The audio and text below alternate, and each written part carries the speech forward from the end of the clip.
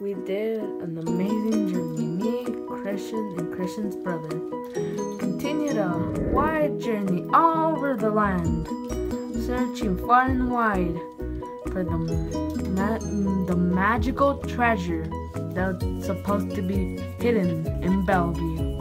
But we did not find that treasure. We searched and searched all over the land where it was hidden, but then we got stung. I was the only bitch to escape, and everybody else got stung. They got stung really bad.